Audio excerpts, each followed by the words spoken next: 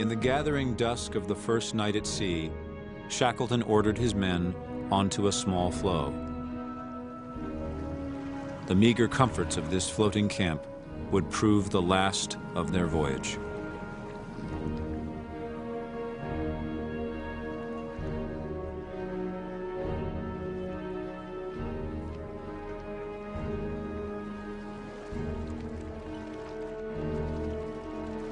Among floes too small for a camp, they were now confined to the crowded boats day and night.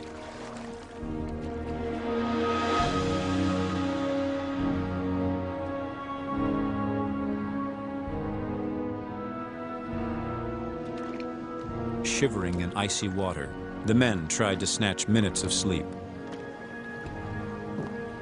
The long-awaited escape had become an ordeal of hardship and suffering.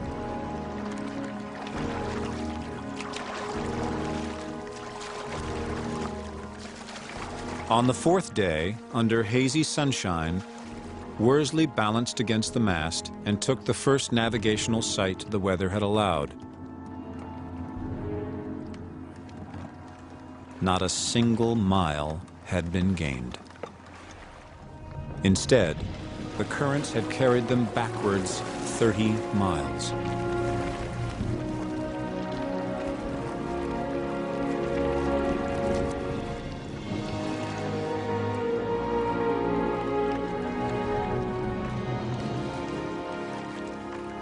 Most of the men were now looking seriously worn and strained.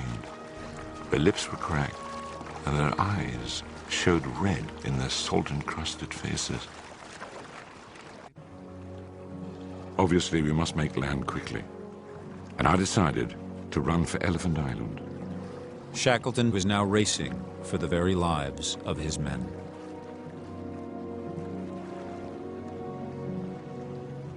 At dawn on the sixth day, the sleepless men at last beheld a glorious sight.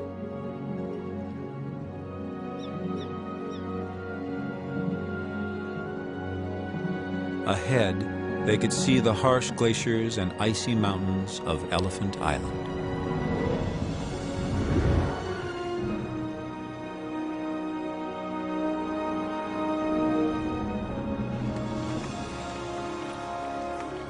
But as they approached the rocky coast, they encountered a tidal current so strong they could make no headway.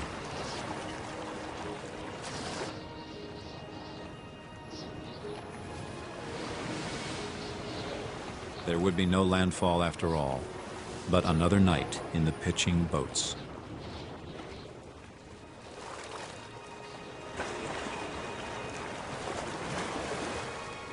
Shackleton, who had barely slept since leaving Patience Camp, would call it a stern night.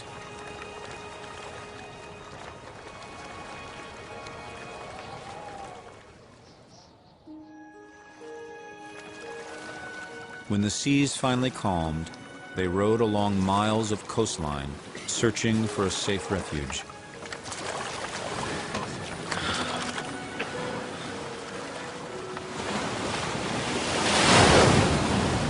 They sighted a narrow beach of surf-beaten rocks. 2 days and nights without drink or hot food had played havoc with most of the men. I decided that we must face the hazards of this unattractive landing place.